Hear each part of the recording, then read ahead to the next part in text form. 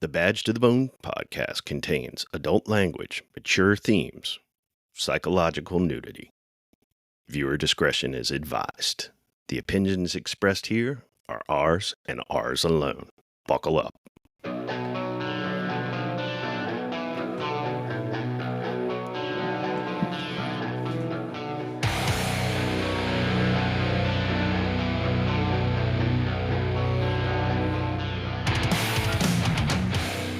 All right, welcome back to Badge of the Bone podcast. I'm Denny. I'm Al. Al, we got another episode. Yeah, we do. I think it's going to be a good one. I know it's going to be a good one. I'm excited. All right, let's get on it. I've given up on society, up on my family, up on your social disease. I've given up on the industry, up on democracy. Al, Hey, well, it's good to be back in here. yeah, How you doing today? I'm doing well. Good weekend, and we're recording on a weekend this time. I like it. Yeah. I like it. Definitely makes for a good weekend. Struggling with some allergy mess today, though. Yeah?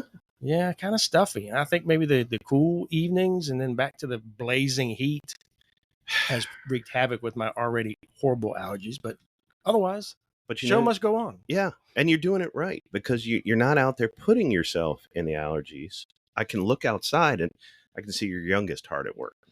Yes, and we're to get him working today in the yard, which is nice. That's the best thing for preventing allergy problems. Having the youngest do the Yeah, work. Yeah, I like it. exactly. I like it. Yeah. I like it. So it's good. But man, I think we got something good in store today. I do. We actually got somebody in house. So I'm going to try. You know, we've already talked about this on pronouncing his last name. I'll try not to butcher it again here. But we've got Greg Podolak. Close. Oh, so you Podolak. messed it up. Yeah, Podolak. there we go. Oh, man, there we go. So, and I'm just going to read a little bit because he's got an extensive list of credentials, and then he'll go into that. But Greg is with Half Wild Blended First Responder Clinician, Virginia Association of Law Enforcement Mental Health Resource Director, Reboot First Responders Instructor, and Virginia First Responders Support Services Peer Support Specialist. So, man, very heavy on the peer support specialists. And, you know, really, we're going to dive into what this show is about today with, you know, mental health and mental wellness. Yeah, and you know, before the show, we were talking to him, and he's got such an extensive background that I think we're going to let him talk about it. I think so. So, Greg, welcome to Badge of the Bone podcast. Thank y'all. Thank you for having me. I'm Great so to have you excited. here. So excited. So, we talked about it a little bit. Give us some of your background. Sure. So, I mean, off of my resume, I'm a cool guy. That's the most important thing. No, yeah. So, I kind of have an interesting lived experience, an interesting story. I come from a public safety sector family. My dad was a cop, NYPD back in the 80s, was hurt, had to retire. 9/11 happened, was the first responder down there. He got hurt with a neck injury, which had pretty profound impacts on our family as a whole. Everyone, including, you know, me, my brother, my dad, my mom. Unfortunately, a few months ago, he was diagnosed with cancer related to 9/11. So 22 years later, his bullshit's still wreaking havoc on people. Yeah. So there's that. My brother's a cop in Central VA. I moved down here to become a cop in 2018 in Central VA. Things didn't pan out when I saw what was going on with George Floyd and Breonna Taylor, the aftermath especially. What I envisioned myself, and I know it sounds so corny, but I think that I wanted to really engage with the community and kind of establish some sort of credibility and make, look, we're not here to break down doors, we're not here to further this divide. We're here to help protect and serve you guys, but that requires you guys to help us, right? Mm-hmm. Especially in this, like in Southside Richmond, right? In these housing projects, Gilpin, Mosby, areas that are plagued by violence. And what I saw going on as an aftermath from Taylor and Floyd, I was like, well, I can't be the cop I want to be. So I was like, all right, I have 3 weeks to decide what I'm going to do because I had gotten my bachelor's degree in social work with minor in psychology. And my girlfriend was like, hey, why don't you look into that stuff, like mental health with first responders? And I never put 2 and 2 together. And I was like, yeah, well, let me just do it. So I ended up going to VCU, got my master's degree in clinical social work through the advanced standing program. With the VALE event coming up, you're attached like with most of the folks that are participating. So which one are you going to be at? Because you're like all the logos I see on their advertisement. You're like part of all those logos. Where are we going to find you there? I mean, you're going to be all over. I'm going to be floating around. Yeah, you're going to see my ugly face just floating around. I'll be, doing my thing. Our ugly mugs are going to be there too. So. Yeah. But yeah, I think what's fascinating, I've spoken to, we could talk about how a lot of people are interested about how I started this wellness event next month, because it took 3 weeks, and I got the whole thing done. I had nothing to base it off of. I just had an idea, really, some White Claws, and I said, all right, we're going to get this done. Yeah. It took 3 weeks from start to finish, which is wild. That took 3 weeks. Yep. Because it looks huge. Yeah. 3 weeks. And I'm sorry, I kind of sidetracked myself.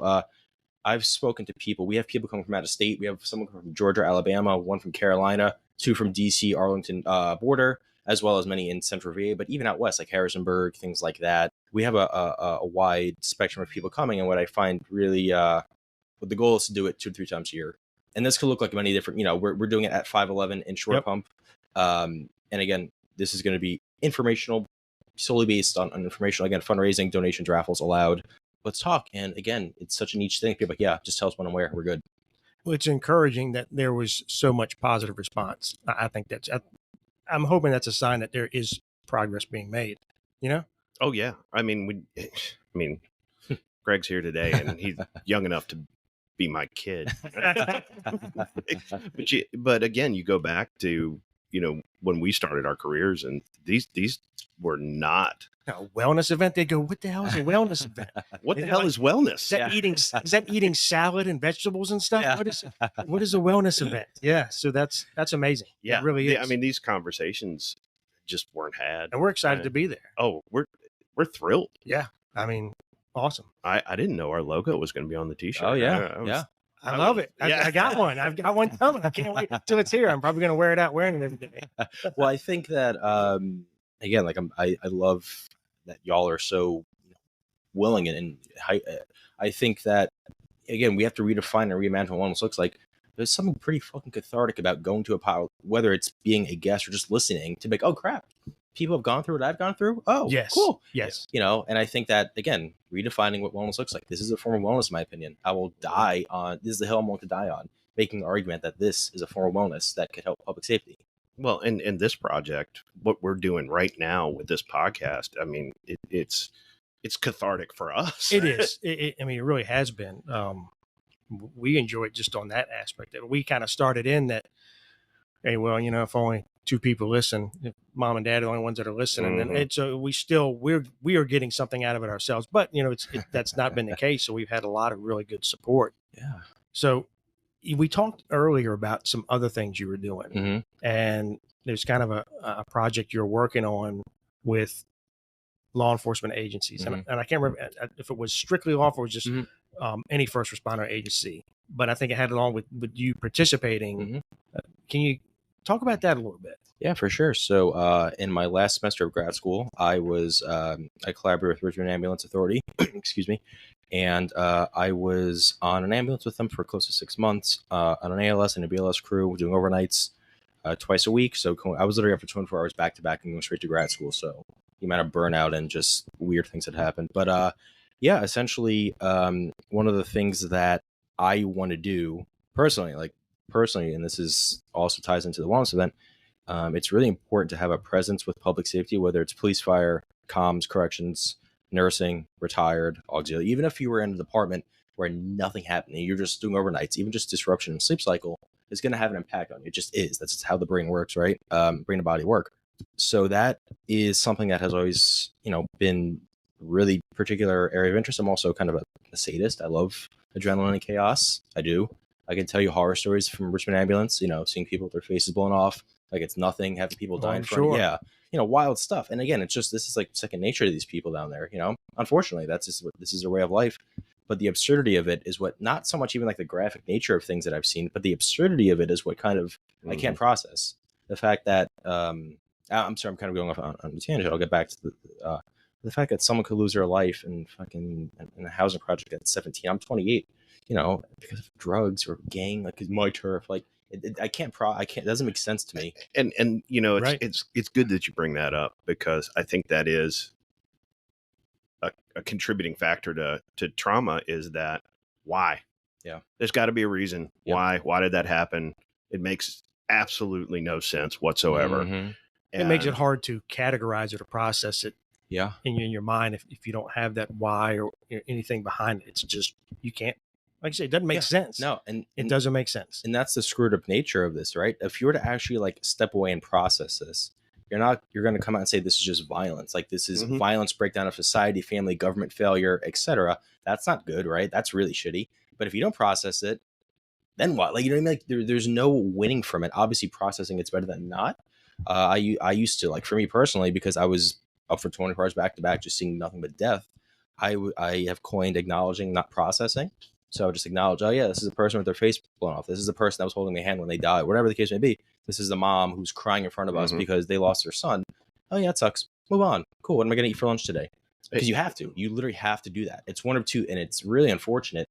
first responders, you know, they go through exactly what you talked about.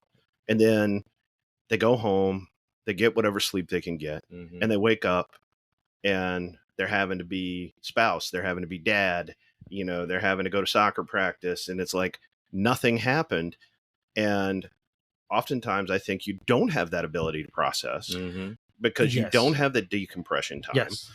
Then you just kind of fall into that acknowledgement aspect of it, Mhm. that the acknowledgement side, and you end up never processing it, and then it compounds over time. So I think that is an excellent Well, I think point. that not processing what you have seen or experienced is big on the mental health. And there was a conference I went to, and I wish I could remember who explained it, but you talk about your mind having to kind of file things, having Yeah. to process and file things. And I don't, and Greg, I don't know if you remember, there was a TV show called The Price is Right. Of course, yeah. Okay, so Price is Right. Everybody knows Price is Right. So, and this was explained to me at a conference. It didn't come from me, but I wish I could give credit. I don't remember who said it, but they said a good way to think about when you're trying to process trauma is there's a game on there where it's like a big, huge pegboard, and the person walks up at the very top of it, they drop like a disc, Mhm. and it bounces through the pegs, and at the bottom it falls into one of what you win or whatever, and they just drop it down there and draw you, okay, $1,000 or $500. But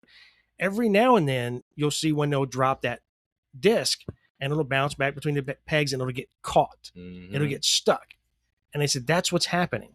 It's, those are the files at the bottom, and you're seeing things. Some of them are getting down there and getting filed away like they should, but some incidents, some things you experience, the disc is getting caught in those pegs and it's not getting filed, and so you're not getting any resolve. And your brain is designed Mhm.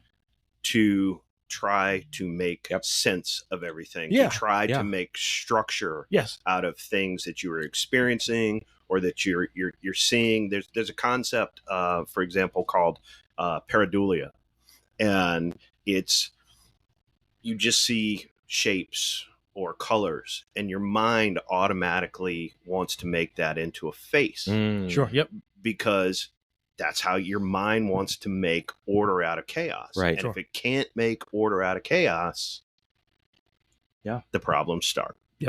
And it's like that's a perpetual cycle, right? Like for public safety, again, just say, I was like, when I was giving my little spiel, I was thinking of if the provider was single. Imagine, like you said, if they're a husband, a wife, they have Mhm. kids, they have other obligations.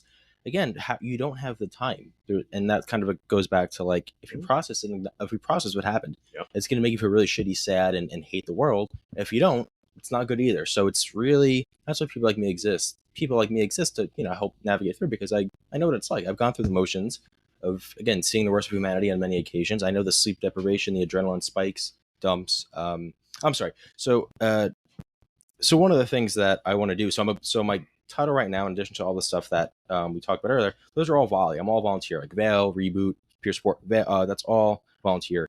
My actual job that I'm getting compensated for, I am going to be a blended clinician for first responders. Now, what that looks like, I'll be doing one-on-one therapy with first responders. Additionally, and this is where I think I have been able already to, establish a rapport and to an extent a pretty good reputation, I think, with departments in Central VA. And this is open to all police, fire, EMS. I would love to do stuff with communications and corrections, but those obviously those are much different. So I got to figure out how to get in there, but I will. and even nurses I have to figure out. But anyways, I want to pretty much just ride with departments wherever, whenever, to establish a presence, to establish a credibility rapport. I'm not just some schmuck, observing you. I'm not going to be there with the clipboard. I'll be there experiencing what you guys go through. The only difference is that hopefully you trust me, the person trusts me, the provider trusts me, and I welcome the apprehension and uncertainty at first. Go for it, please. That'll facilitate conversation. Let me prove to you that I'm not, again, just here, saying, hey, once we're done with this, hey, we saw 2 homicides. You have post-traumatic. That's what I'm doing. I'm literally just there as a person to help out if I need to be. I don't care what you call me, a weirdo, a schmuck. I don't care. Those are all compliments to me. But for any department listening, anywhere throughout the Commonwealth, and Baltimore is the exception. If I get into Baltimore PD especially, that's like my dream. Because again, I would love to experience what they go through. Love it. That's a busy place right there. So let's talk a little bit about how do you navigate that trust issue in that type of environment with the providers? Mhm. Because, cops, for example, are notoriously cynical, and Yeah. No. and so That's news to me. so if the boss comes down and goes, hey, this guy Greg, he's a therapist, he's going to ride with you for your entire tour tonight, I'm going to go, what's going on here? And on the flip side of that, you may have executive level bosses that are going, I need you to report back on my people. Sure. How are you dealing with that dynamic? Sure. So again, a little unfair because excuse me, because I already have kind of established myself, especially with certain departments in Central VA. So I already have a leg up. People know who I am. However, it doesn't mean what you're saying is not going to happen. I can guarantee it's going to happen at some point, whether it's police, fire, EMS.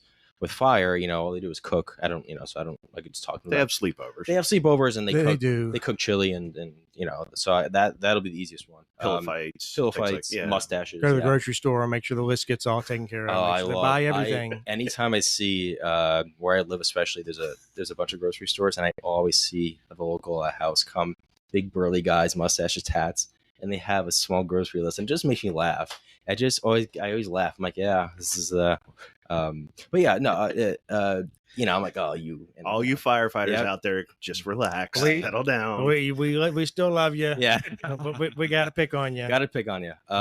But no, so I think that, and you're right.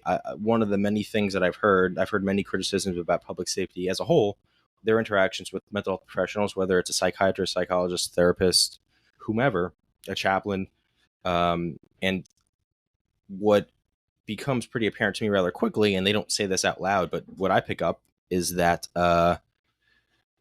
there's the obvious if they don't understand, right? People are not willing to ingrain themselves in the culture fully, which fair enough. You don't have to. That's not, as a mental health professional, you have the abilities to say no, but I think you kind of have to for this profession. But also, I kind of get the idea of like a power struggle to an extent, because just say you have Officer John Doe who comes in, his degree, just he has a 2-year degree in criminal justice, right? You have 5+ years as a clinical social worker, right? Specializing in trauma. There's already there's a differential there, right? And unfortunately, it seems like a lot of people as a mental health professional, they're the know-it-all. So they'll come in and it turns people up, because again, there's a power dynamic, and it's just weird. And I've heard that from a lot of people, like, oh, immediately they didn't find, I've heard people say, yeah, I laughed at a story I told when it was really horrific. And I would see on their face that they were emoting a certain way. That's what I'm talking about. You're not culturally competent. It's a power dynamic, because you're like, oh, this is not professional. So that's number one. And I obviously don't, the way I interact with public safety is much different. I curse, I get vulnerable. I don't emote. I have the ability to utilize interpersonal skills in a different way. You'd be amazed at what just saying, oh, wow, that fucking sucks goes a long way. So there's that. But also, I think, you'll, and I don't have an ego, but from what people have told me rather quickly is that people are able to sense that I'm a different person. I always get called a unicorn, and that's the biggest compliment I can get, because people know that, one, if shit hits the fan, I'll be there for them. I got their back. I don't care what it is. I don't care if I have to chase someone. I don't give a shit. But they also know that I'm willing to stay up for 12, 14 hours, go through the cycles and motions. That's an odd thing, right? The fact that I'm willing to do that resonates with people. So it's kind of implied that it's almost implied that my motives are, you know what I mean? Like that's just established. So I think I've unlocked it again. I know I'm going to get pushed back, and I welcome it. Please, if you're uncertain and I'm with you, please push back, interrogate me. I don't give a shit. I'll talk to you. We'll have a conversation.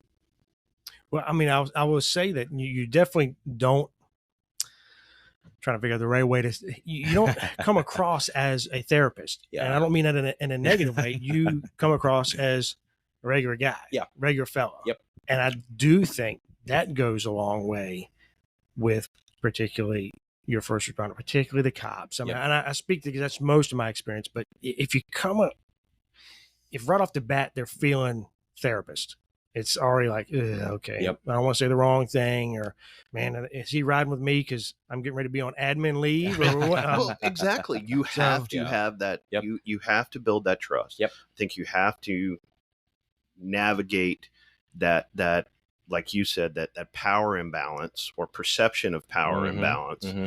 And you have to get to where the therapist is not the guy that you got to go to on your off day, who's down the long hallway in the medical office building, you know, who's going to sit there and just, you know, stare at you with a notepad in his hand. Yep. You know, I almost, I'm going to go to a movie to reference to. I'm trying to, you know, I think you have a great idea with that. And I think we mentioned this earlier, that it's a long game goal. It's not a short term, I'm going to ride today or tomorrow and everything's going to be hunky dory and all these guys are going to think I'm great. It's that long term where they see you so often and know that when you ride, you're not there with the clipboard. You're not hovering over it. No, you're just there to meet. You're there to see what they're seeing, experience it, and hopefully get some trust down the line. So when they do, hey, you know, I'm gonna reach out to Greg. You know, I mean, he's come to this shift a couple of times, and I'm gonna reach out to him. But I almost ever seen the movie We Were Soldiers? Oh, one of my favorites. Okay, great movie. You remind me of, I'm trying to remember his name, the photographer, Gallagher. the journalist. Yeah, Gallagher. Yep. That he, you know, his family had that background of service and military, and he thought, you know, I can't really understand a war, and he felt like his role was maybe, well, he can't, you know, really change a war or anything like that, but he thought maybe he could understand it through that position there and understand it better, and could present it to the people back home. Help them understand it. And that's kind of like what you're doing. You know, you looked at jumping in that first line, but it wasn't quite the fit. It wasn't, but now it's like through this, you know, no, you're not going to be answering a call for service, but maybe through what you do, you can help the folks that are dealing with those things. That's just what I kind of compare you to. I think it's that different perspective of, I'm going to be right there with you, but I've got a different mission. Yeah. How cool would it be to be like, hey, I need to talk to somebody. Oh, remember that really terrible call I ran last week? Oh, Greg was with me. He knows what it's like. He saw it. He saw it. He saw it. He knows the adrenaline. Like, he knew what was going on. He saw the absurdity of it. Let me talk to him. Yeah, that's not like a theory that took 12 years for me to come up with. I feel like I'm just trying to look at the problem differently and willing to ingrain myself. And you know, I think that makes a difference if you talk about it. And if I'm talking to you about a call and I go, man, I remember when I walked up and I saw this, and you're like, oh yeah, I saw that, and it was that was pretty bad. Or I could smell this there. Or I remember the person screaming in the back. You know, I just remember that, and you're like, yeah, I remember seeing that, and that was definitely tough. But it does give you that kind of common ground, I guess. Al, is that or makes it relatable, maybe? Yeah. Oh yeah. And but what I keep hearing is this goal to integrate mental health into an agency's day-to-day operations rather than the old model of, oh, you need some help and I got to send you to our contractor or whatever. Right. No, you're just as much of day-to-day operations as the fleet manager, the training division, logistics, whatever it is. You're part of day-to-day operations. Yeah. Yeah. You know, and I also like the idea of you being out there. And granted, I know you can't be 24/7, so you know, it can't be every shift. Sure. The fact that you're on a certain shift at a certain time, and when something really bad occurs, that really bad, or you know this is going to be a really bad one, that hopefully whoever you're out with going, you know what, let's go respond to that. Yep. Because I think that's something we need to go down. And you're right there. Yeah. Visually right there with those officers dealing with that incident. Now, whether even anybody has to talk to you after or not, but the fact that you're there Yep. and you're seeing what they're seeing You're as they're bonded. seeing it, I think that can make a difference. You're literally bonded. Like you're literally bonded about whatever thing, whether it's a sight, sound, whatever the case may be. Oddly enough, one of the calls that screwed me up, excuse me, one of the more traumatic things that which is saying a lot because I've seen a lot of death, didn't even involve a dead person. It would just involve screams, and it freaked me out. Like for a while, yeah. So it's like, I also don't want people to hear this and be like, oh, it's only going to a critical call. Like no, it could be a sight, a sound, a smell. Think of your senses. What are you picking up on? And I want people to also know that like if you're triggered by a certain sound again or a smell, that's okay. That's normal. That's a very normal response to something that could have happened. The other thing I'm thinking about how this will play out. I'm thinking about when I was in my position on PD and how this would play out. Near the end, when I was in LT, we had 2 teenagers hit and killed by a train. It was pretty bad, real bad. And it happened at the end of shift. And I'd called which you've been an LT that does the peer support there, and I told them, peer support's got to come out. But we ran into an issue of now we're pushing 14 hours these folks. So I'm like, do we bring them out now and hold them out another 2 hours, or we just go ahead and let people get home, and first thing tomorrow morning we come back. And that's what I went with. I still don't know whether that was the right decision or not, but I had concern over getting this 14th and 15th hour and the fatigue, and so. But I could tell by looking at the faces. I could tell by the way they're talking, that the officers when they were talking, that we need to have a debrief on this, some sort of debrief. But I think about that, having you there, if you could do that debrief, right away is great. But the other part, I remember when we did do the debrief and we had the doctor come in, nobody wants to be that first person to really start talking. You're sitting around, everybody's kind of, so usually that whose facility is going to start by saying something. And I don't remember what he said, but it's probably something along, you guys definitely responded to a tough scene. And sometimes when you respond to these things, you might be feeling this, and that's all fine and dandy. Your perspective would be, if you're going to have to start that conversation, I was just there. Yep.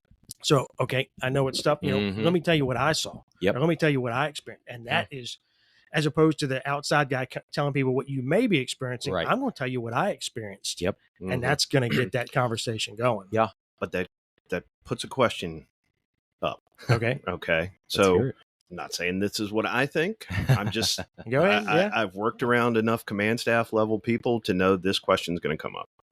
You're integrated into the operations. So you are quite possibly experiencing this same incident in real time with the first responders. Correct. Okay. How do you ensure that your head is in the right place? That's a good question. To I know you're going treat there. them. Yeah. Or are you, and I'll because you have to unpack too. Oh, of course. Right. Yeah. You have to unpack too. So how do I as a senior boss go, Greg's not another, mental health casualty. Sure. Greg is in a position to help in real time.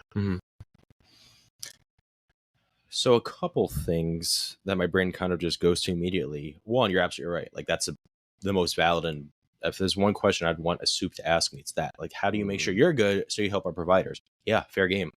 I am fortunate enough to have such a large cohort of people in my circle that I can confide in, whether it's family, friends, peers, fellow reboot people, fellow VALE people, fellow peer support people I went to school with, people I work with. I'm able to keep tabs, especially when, and we could get into this, because I kind of really burned out when I was in an ambulance towards the end, especially because of that, what's like, everything that was going on between seeing death, school, field placement, work, trying to manage a relationship, and on top of all that, I really hit rock bottom rather quickly. So that's one, and I would hope that they would put trust in. Like, if you're going to assume that I can't, I'm sure some people are going to say, "Oh, it's just not possible." Then, like, maybe that's a referendum on you and your abilities, maybe, like, or your inability to facilitate conversations or provide more morale to people. If you're that cynical, I don't think a leader should be that cynical. They should be open and willing to trust. Obviously, you don't trust anyone and everybody who's coming in, but again, I think that I'm able to project what I want to do, my intentions, motivations in a different way than just, again, coming in like, hey, we're going to diagnose half your fucking workers with post-traumatic stress, and we're going to put them all on admin leave because they can't, that's not what's going on. Secondly, and this is, again, as weird as it sounds, but, because, again, I am a bit of a sadist, I find it fascinating to, like, just me personally, I find it fascinating to kind of rethink about things, especially when they're traumatic in nature. But what I would always do, especially on the ALS side, because BLS, I didn't really see a whole lot of wild stuff. ALS is where things kind of went, rightfully so, especially when you're only ALS provider in the whole city of Richmond. Like, it's wild. It's frightening that they would only have one. Yeah, and it hasn't changed, by the way, people. We would get in after whatever we had to do. I would literally say, well, that fucking sucked. You're not saying, tell me about it, guys. Wow, right. You're gonna experience maybe a flashback in 24-48. Like, it's not, that fucking sucked. And I have no problem, at least for me personally, I have no problem talking ad nauseum just to get someone, even if they don't say much, to know that I am willing to open up. I think there is kind of comfort, like, okay, even like if someone internally is like, oh, I'm feeling really stressed about this terrible thing I just saw, Greg's feeling the same way. Like, even just that, there's something there, I think, that we don't think about enough. But to know that, again, you're not alone in this. Well, I think, Al, it said that is such a good point, because that different dynamic, typically a therapist would need to unpack anyway. Sure. But typically what you're experiencing, you're going to be experiencing that vicarious trauma, that secondhand vicarious trauma. But your model is you're getting it firsthand, so you're experiencing the trauma firsthand. So I do think it's definitely important that you have that plan to make sure you are unpacking the things you're seeing as well. Well, the thing that I keep hearing when you're talking is self-awareness. Yep. Oh, that's huge. Yeah. And we don't always have it. No. But you do, your training, your background. Yes. I think helps ground you in that self-awareness so that you can process what you're experiencing, but at the same time, not compromise your ability to help. Yeah. I think you're, I don't want to say better equipped, but really you are with your education, your experience stuff. We'll be able to recognize it. My bag is getting a little too heavy. My bag is too heavy. It's time for me to start emptying some stuff out. But that self-awareness, Al, that's so true. That's a big part of it. I will say you are better equipped. You are better equipped, and you are than most of us when we come through the door at this profession. You're coming through the door ready. See, that's where most of us are not. Well, see, that's where I have this struggle, because I've gone back and gotten schooling as well on trauma counseling and crisis response, but I still battle with it. So, and I do think that time I spent with that learning helped me start to realize time to unpack. But the cop inside of me resists actual unpacking. I don't want to stop. I realize that okay, the weight's coming on, but then the cop is like, oh, I can carry it. That's where I fight. Well, that's like, you have to unlearn that, right? Yeah. Especially when if you were patrol for 3 years and got out, it theoretically, at least, I don't know any evidence about this. But like, if I had a client come in who's 3 years patrol, as opposed to like a 20-year vet who is a sergeant LT, I'm going to tackle those problems. There'll be some similarities, but also a fuck ton of differences, right? What I mean? Because you have to unlearn that. And that's really hard when that's your identity for X amount of years, especially when you're in a position of power, making high, calls. You have to give briefings if there's a shooting or something like that. Like all these other things that you don't think about. And I'm not going to proclaim in the slightest that I'm a master of self-awareness.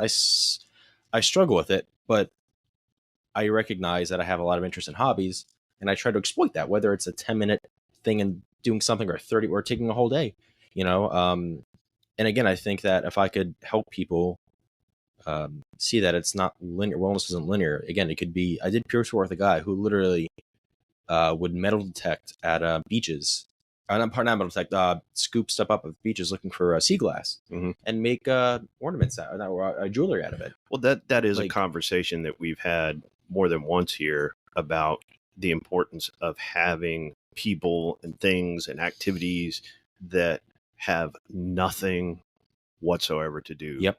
with this job. Oh yeah, that if there was one piece of advice I would give, I mean, there's obviously a lot in the upper echelon of like advice that I must say. Have one person, a friend. I don't care if it's a bartender, a business owner, truck driver, just someone, because one, they will have completely different experiences and perspectives about something than you will. Yep. Which is what you need. That's literally what a therapist does, right? A therapist Yep. does like offers a different perspective or perspectives on whatever said thing is. But also, again, you need to be able to not talk about your fucking, your days. You just need to be able to like, all right, I want to go hiking with, go hiking and or whatever the case, go swimming, go fishing. You should be able to do that. That's okay. Yeah. And you're also talking too about getting to that newer generation, Yeah. those entry level people. And they seem to be a little more open to, Yeah. which is Much better great. than our generation. Absolutely. And I've said, and I think we've said it here before, that the goal is that, the mental wellness in first responders needs to become just normal. Yeah. Right. You talking about going to see, or so if someone came to see you, they saw an incident, they need to be able to go to work and talk about that like as if they went to their dentist. Right. I had to go get a filling today. Nobody Yeah. gives a shit about that. Nobody's like, Mhm. okay, yeah, that's cool. That sucks. Yeah, Novocaine, all, you talk about it like it's nothing. It needs to be the same thing. Oh Yeah. man, I went and saw Greg because we had that fucked up call the other day, and it was just, we talked about that for a while, had a good conversation, man. It was good, and he's gonna come ride with us next week, and it Yeah. needs to be normalized. Right. And I think, again, something else we've talked about, our generation, those people in their 40s and 50s now, we're coming around to it. Yes. I think Oh, we're yeah. coming around to it, Mhm. but it's late in the game. Yeah. And it's only after we've left a trail of destruction somewhere in there, some worse than others. Right. But we're late to it, We are, but that's why I really like, Greg, that whole plan you have of that integration. I really do. I think that's a great forward step. It's an excellent model. It appreciate is, it. Thank and you. I'm hoping that catches on. If you're not trying something, then we're just not trying at all. Exactly. And I would, even if we try it, if the department says, hey, we want you on, and it fails, okay, we tried it.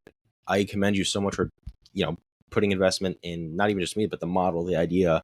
And again, if it doesn't work, which I don't think that'd be it, but just say it does. Again, you tried it. That takes balls. Well, you did, and then you can go, okay, this didn't. What's the next step? Right. What do I Right. need to tweak? What do I need to change? What to make it work? And you keep going from there. I mean, Yeah. they said when inventing a light bulb, they figured out what 400 ways not to invent a light Yeah. bulb is. So I mean, I think that's a great plan, great model. I appreciate it. So again, going back to the bosses a little bit, Mhm. Bean counting. Yep. Yeah. How do you navigate that? They go, well, I got to spend money on this and this and this and this and this and this and this, and you're asking me to spend money on this. Mm-hmm.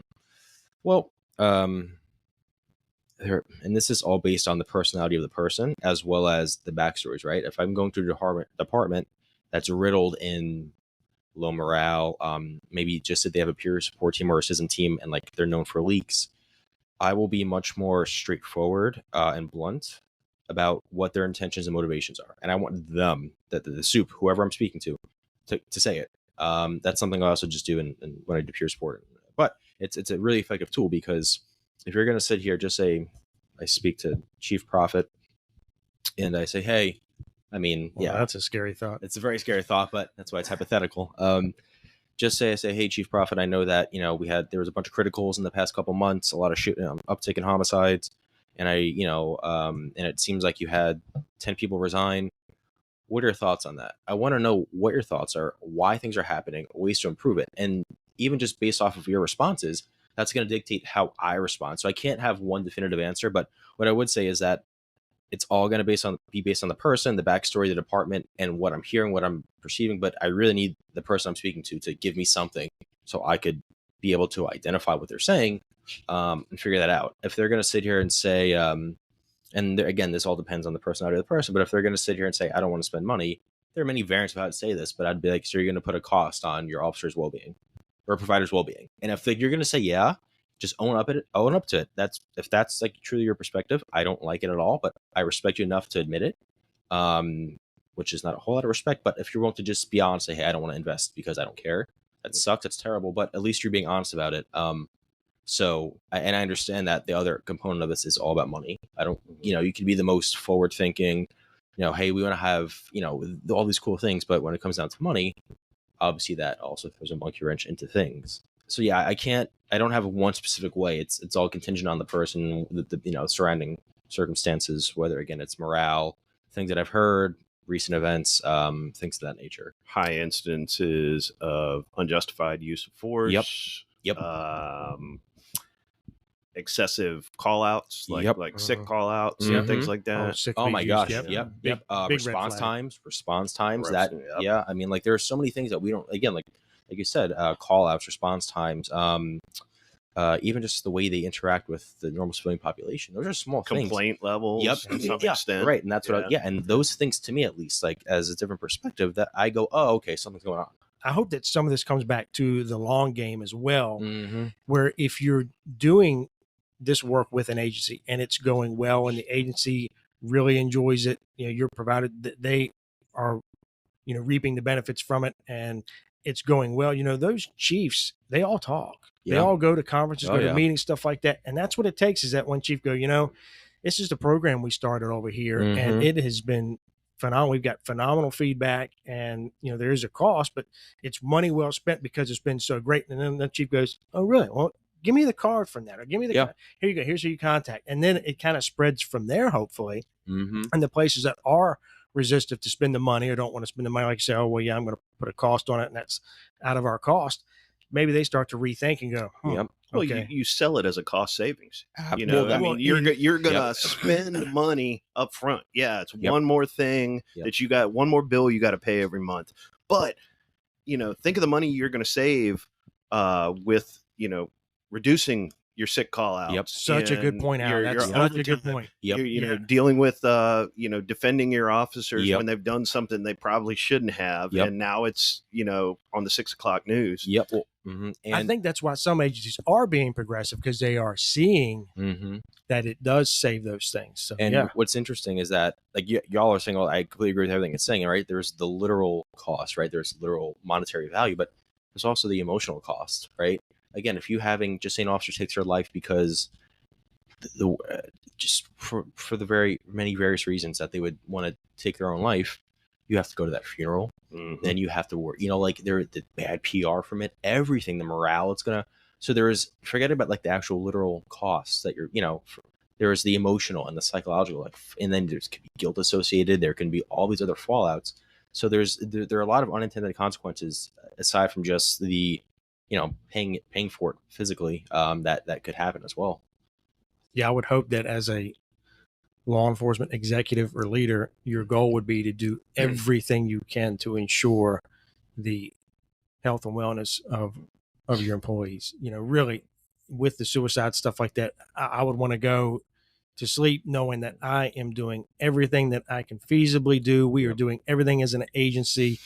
And if there's anything out there that we're not doing, we are working hard to figure it out and find out what it is and add that to our program. But we are doing everything we can possibly think of. That there's nothing on the table that we're going, we don't want to spend the money on that. We'll skip that. We are doing it all. It's good to hear that you're getting some traction. Yeah, absolutely. With agency heads on this. I am cynical. Because I think you do have too many police executives that cannot see the forest for the trees. Oh, well, yeah. And in worst case scenarios are completely indifferent to this issue. But it is good to hear that you're getting some traction. And you're absolutely right. I actually agree with you. But I think that paves the way for the ones that are resistant. That's exactly what I was going to say. Paves the way for those. Agreed. What's going to end up happening is they're going to alienate themselves. Yeah, they will look like idiots. Like they will look like sheer idiots. And God knows a chief doesn't want to look like that. Well, that's my point, right? but that's kind of like my point, right? If there's one thing they want to have that really good image. So imagine if, just say you're in Central VA and you have 15 out of 20 departments adopting some sort of wellness-based program. Those 15 are going to get a lot of good PR, a lot of good recognition. Yeah. You're going to have studies, probably going to have a lot of cool funding. Those 5 that are saying no or indifferent, they're going to look like idiots and outcasts. Well, No, that's that's excellent. Well, yeah, absolutely. And it's unfortunate. I don't want that to happen. I should just make it. I don't want that Sure, to happen. but- But that is like, okay. Well, that's what happened with body-worn cameras. Yeah. As soon as Yep. the first jumped on the sword, they're like, "Oh, we got it. Yep. We're doing everything." It's like, "Oh shit, but we got to do it too because we don't want to be the only ones not doing it." Yeah. Yeah. So then they do it, and they're like, "Oh my god, these guys are doing it. We got to do it," and it just spread like wildfire. Yep. And Yep. people were grabbing them without even realizing, "Oh wait, how do we store all this data? Where is this going to go?" And they were just jumping on it Yep. like crazy. But it Yep. took that first one to go, and then man, it was a domino effect. Now, Yep. I'm not trying to say body-worn cameras are good or bad either way. That's Mhm. a whole nother topic Sure. of discussion. But as far as that technology and far as that program, the body-worn camera program, that's how it exploded. Was Mhm. that first one fell in the store, and everybody's like, "Oh shit." Yeah. Yeah, yeah. Well, Now, and I we wouldn't gotta do feel it bad too. about it at all. At all. I No, mean, I- peer pressure and a little bit of shame Yep. goes a long way. I feel bad for the providers, not the chief or the person. Right. Right. Like, yeah. Yeah. No, if they have such issues with control and ego and No. which no chief ever has that. No chief ever has that. Can we'll move on a little bit? Sure. And can you talk about the reboot recovery program? For sure, of course I can. Because that, if I understand correct, that's open to just people coming in off the street. Yeah, Yeah. we had that on an episode with Carrie. We talked about reboot, so it'd be great to get Yeah. some more information on it again and kind of revisit that. So reboot, actually, Carrie was one of my one of the participants when I was an instructor. Yeah, I don't care. All right. Yeah. Yeah. So for those who maybe don't know or unfamiliar, there's an organization. It's a nonprofit organization called Reboot Recovery. I think they're based out of Tennessee. I'm not an ambassador, so I'm just an instructor for the first responders course. But I believe they're based out of Tennessee or Georgia, one or the other. But it's a nonprofit. There are 3 types of reboot courses. There's the general trauma, which is open to anyone. There's military, which obviously military and military spouses, and first responder spouses, and children. And we're actually really big on that. Like that's something that our location out in Mechanicsville, we are really heavy, and I'll get into that later on. But about incorporating spouses, because again, very overlooked, underutilized intervention, as well as overlooked, underutilized population that doesn't get the respect, perspective, etc. that they deserve.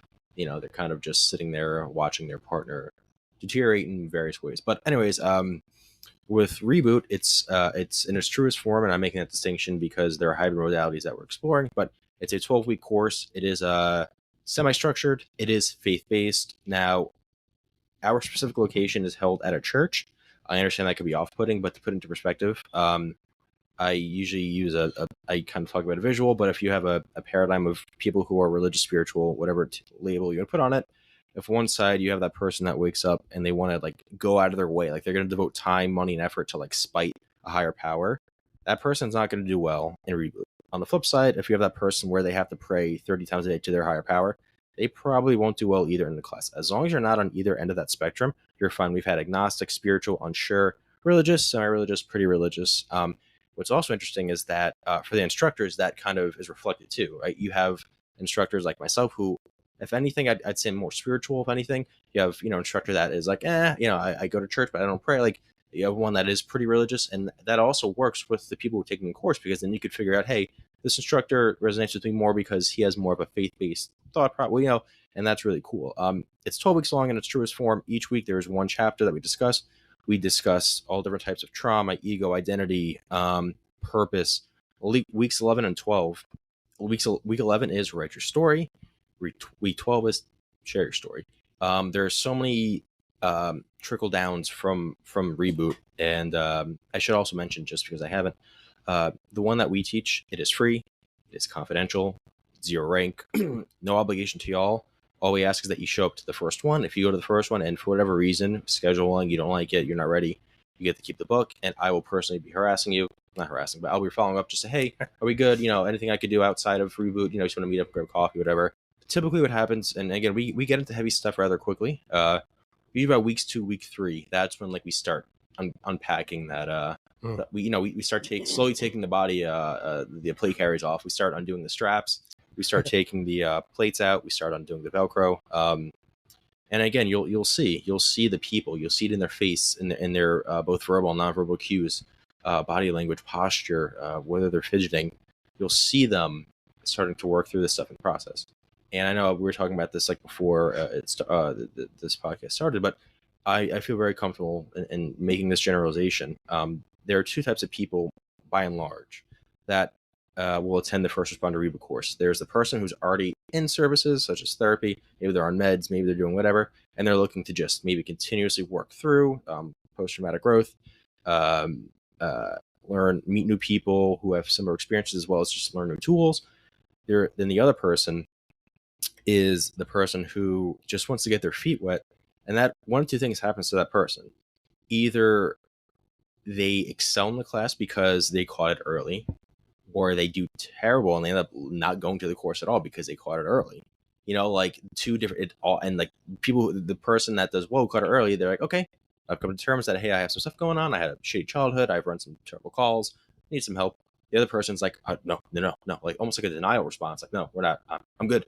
Or I don't want to talk about this, or I can't talk about this, whatever the case may be. So that it's interesting to watch that phenomena happen. We have had the last course that I taught, it was all cops and all brought their spouses, about a total of 16 people. So it's a huge number. Recently, I've been giving presentations to departments, and something that I'm looking at doing, almost like a hybrid. And we've done this in the past. We collaborated with Hanover Fire EMS and their peer support team. Instead of doing a 12-week long, we did 6 weeks. So it was 2 chapters a night. We met at a VFW, which was closer to their headquarters. And we had a sign-up sheet, and we curtailed it to the schedule of the people who signed up. I've been giving them in the departments, and something I would love to do as well. And like, again, this all goes back to reimagining wellness and having a presence. Doing it in-house, they'd have to pay. They would have to pay for, on the books. Books are $20 to $30 each, not too expensive. And then, we would just have to logistically just figure it out, which isn't too hard. We just figure out, hey, if there's rotating, blah, blah, blah, schedules or blah, blah, blah, we get that squared away. But how cool would it be to have, so once you complete the course, you are eligible to become an instructor. So imagine if you're in a peer team, now you're an instructor and you have other tools that you could reference the book for. Also, the book is a reference. Like I have the books in my car. I can show you guys. It is a reference in and of itself. I keep it in my car all the time with me, both my instructor book and my participant book, to just kind of, if I'm ever going through something or need help and, for whatever reason I can't think, I go back and say, hey, we discussed ego in this chapter and I'm struggling with ego. What did I write, when we discussed it? What's also pretty cool about the one we teach at the church is that we offer childcare as well, because obviously that's a big burden. Yeah. So if I'm listening to this show and I'm interested as an individual participating in one of the reboot programs, obviously our audience is, public safety, but how do we get a hold of you? So I am very active on LinkedIn, Greg Podolak. I have terrible boundaries. You can message me at 2 a.m. I'll answer. I'll just FaceTime you. Like, hey man, what's going on? Yeah, LinkedIn is the easiest way to get a hold of me. If you go to the VALE Foundation's website, my personal number and email are on there as well. Okay. Everyone listening has my full consent to reach out to me. What I would suggest is just please put in the title, if you do want to email me, what you're emailing about, because if I just see a random email and sometimes you go to spam, especially, I won't look at it. So just put reboot or podcast, just something indicating to me that this is about something, not just they want to steal my And is that valefoundation.org? So it's valefoundation2020.org. But again, LinkedIn, I'm really active on. It's Greg Podolak. I'm really active on there. So you can always catch me, Okay. That's awesome. Well, we will get your information up on our social media and hopefully spread the word. For sure. And those that feel they need to reach out and take advantage of that excellent resource, they can. Man, Greg, it was great listening to your model, your program, what you have going on. It's great to hear. I always get encouraged when I hear about folks that are really driven and really motivated to make a difference in the mental wellness of first responders. Yeah, I'm just going to say thank you. Thank you for what you're doing, how you're doing it. the fact that you are still relatively young and just, so passionate and engaged in this. It's great to see. Yeah. Thank you so much. And thanks for coming on the podcast. Like Al said, I'll echo thanks for everything you're doing. Of course, man. Plug just a few things real quickly. Yeah. Real quickly. One, thank you for having me. Of course. And if I'm ever invited back again, I would love to do this again. All right. I collect challenge coins, swag, patches. For my office, I'm going to have a whole spread. So anyone listening who wants to donate, please, I will pay for shipping. Just let me know. I would love to. I don't care what you're affiliated with. Just please let me know. Again, wellness event, September 23rd, 511 Tactical in Short Pump, Virginia. 30 organizations, free, open to the public. I think Torchy's is offering some sort of like promotional deal as well. We're having nonprofits, for-profits, gyms, podcasters coming through. Please, I don't care if even if you're just a civilian, you have no relation to public safety, you're just curious, come by. We'll be there. Well, we meaning us three here, we'll all be there, as well as many other cool people. Last thing, as corny as it sounds, no one's alone. I'm always here. Again, I have terrible boundaries. Anyone wants to talk, chat, pure sport, whatever the case may be, I'm around. So awesome. Excellent. Thank you. Oh, no problem. Yep. That was really good. Man, it was. I feel like, we really jumped into the core of what this show is all about. Oh, absolutely. And I mean, Greg, you can, his passion really comes through. Yeah, no, that was really encouraging. It was really great to see that, how, driven he was to be a part of, mental wellness for first responders and do everything he can do. It was really great. Well, and not even that. It's also that aspect of working it in to our day to day. Yeah. No, that's great. I mean, I think he's on to something. Yeah. Oh, absolutely. Absolutely. And we definitely will need to have him back. Yeah. And stay on that. And we will put VALE and Reboot's information up on our social media. Yep. So folks can see and check them out and hopefully contribute to the good work they're doing. Yeah, great programs. It was so great to have him on. We're looking forward to that VALE conference. But man, that was just good stuff, Al. Yep. But I think that wraps it up, Al. I think it does. Where can they find us? In the meantime, they can find us at badgetothebone.com. They can also find us on Facebook at badgetothebone.